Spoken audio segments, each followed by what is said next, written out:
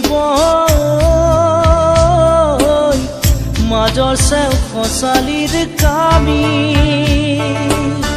চাৰিজন মানুহে কান্ধত তুলি নিব চাৰিজন মানুহে কান্ধত তুলি নিব নৈৰ ঘাটলে বুলি মোৰ মনাই ঐ নৈৰ ঘাটলে বুলি দেহৰ ভৰসা নাই বুজিছানে নাই